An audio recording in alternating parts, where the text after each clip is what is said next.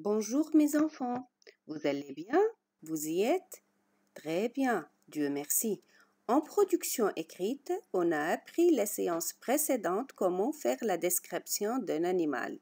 Aujourd'hui, c'est la deuxième séance d'entraînement. On apprend via laquelle comment décrire une personne. Suivez attentivement le texte suivant. Charles est très heureux de voir son grand-père qu'il aime énormément. Le papy de petit Charles est septuagénaire, mais il n'a pas l'air si vieux. Malgré sa barbe blanche et ses cheveux gris, son allure est vive.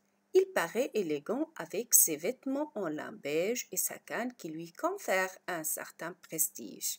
Le grand-père de Charles est très actif et énergique, mais aussi il est toujours souriant et généreux.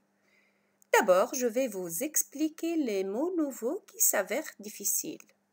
Septuagénaire, mes enfants, c'est-à-dire âgé de 70 à 79 ans. Aussi a-t-on le mot son allure. Allure, c'est-à-dire apparence, son aspect, son attitude. Tous ces mots sont des synonymes de mot allure. Peut-être le mot énergique s'avère difficile. Je vais vous l'expliquer. Énergique, c'est-à-dire actif, agissant, décidé. Passons au dernier mot, généreux. Cet adjectif signifie altruiste, qui veut aider les autres.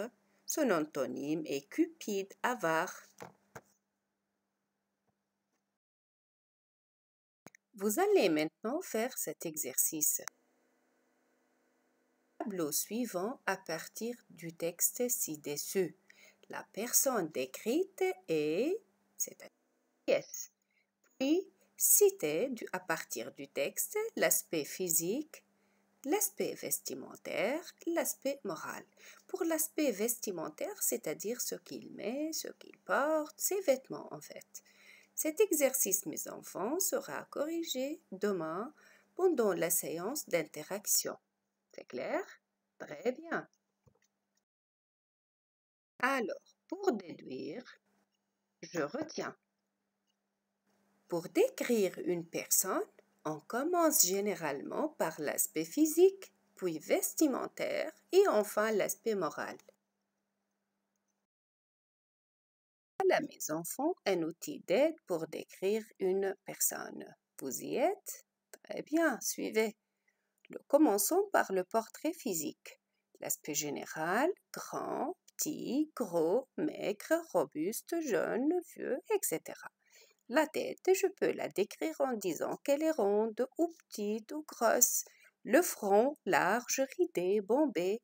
Les cheveux, bruns, frisés, raides, soyeux. Le nez, long, petit, retroussé, c'est-à-dire un peu relevé. L'expression du visage, gai, triste, tendre, aimable. Je peux ajouter aussi d'autres signes particuliers comme les taches de rousseur, grains de beauté. Et sur la description d'une personne, je dois décrire le portrait moral, les qualités et les défauts. J'ai proposé des adjectifs à titre d'exemple. Pour les qualités, attentif, travailleur, souriant, poli, sympathique, solidaire, tolérant et sociable. Pour les défauts, antipathique, hypocrite, égoïste, paresseux, avare, nerveux et cupide. C'est clair, mes enfants? Très bien.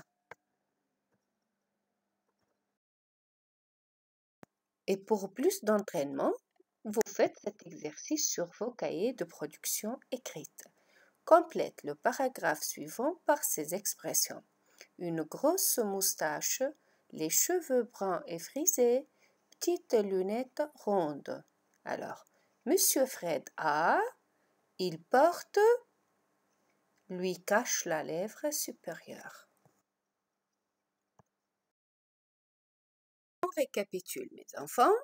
Pour bien décrire une personne, je dois commencer par le portrait physique, puis le portrait vestimentaire et enfin le portrait moral. C'est clair? C'est bien compris? Bravo! Alors, Au cours de cette séance de production écrite et dans le cadre de la description d'une personne, je profite de l'occasion pour rendre hommage à toutes les mamans. En fait, on apprécie leur sacrifice surtout pendant cette période critique.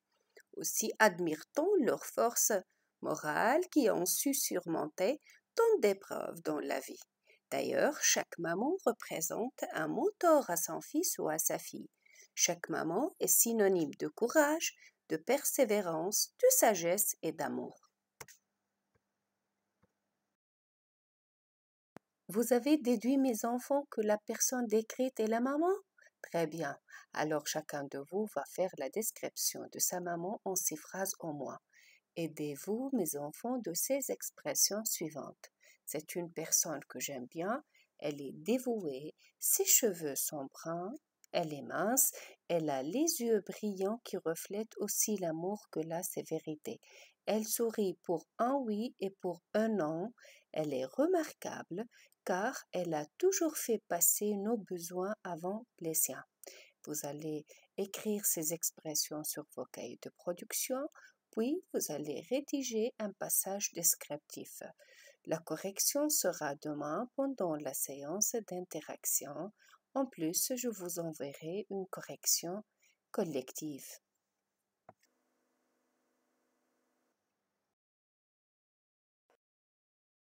Merci pour votre attention, mes petits, et au revoir.